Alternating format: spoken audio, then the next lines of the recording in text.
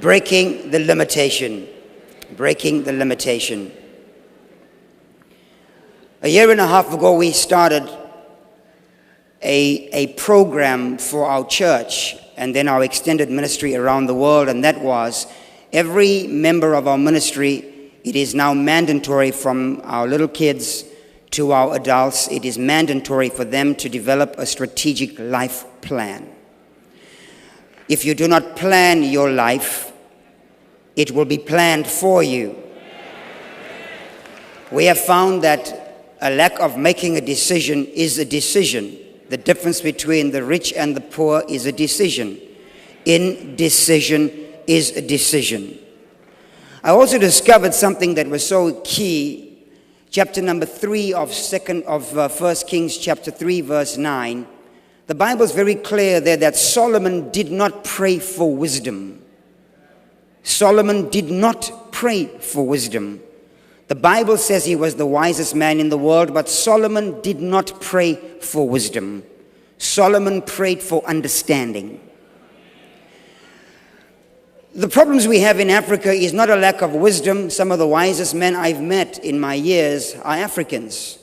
Our problem in Africa is understanding. We do not understand our problems.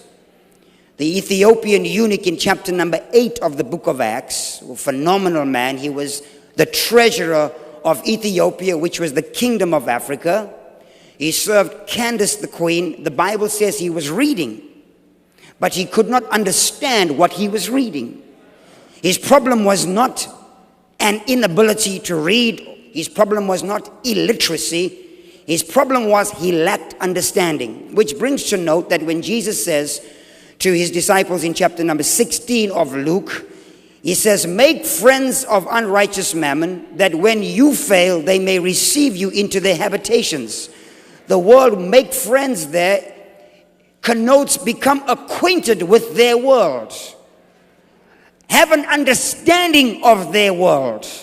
If you don't have an understanding of a world, you will have incompetence in that world. You will be an agency that lacks the ability to perform well. If you understand a thing, you will be elevated. Jesus said in chapter number 2 of the book of Revelation to the first church, the church of Ephesus, he said, I have aught against you because you have lost your first love. That word first love had nothing to do with their affection. These people loved God. They gave themselves in lions' dens. They were sawn asunder. They were persecuted, and yet they served the Lord. So when he says you have lost your first love, it was not their affection or their appreciation or their love for God that they lost. Their first love was Mathew 13 verse 11, understanding. Unto you is given to understand the mysteries of the kingdom. And the time they lost their ability to understand, something else took the place of understanding their world. Dr. Roberts said something out of St. Louis. He said, he owns hotels. He said, in the United States of America, there are 55,000 hotels. And of the 55,000 hotels, he said 20% of the 55,000 hotels in the USA are owned by Indian Asians who 20 years ago were living in poverty in India, came across with less than $100 in their pocket on an economy class ticket, and today they own 20% of the hotels.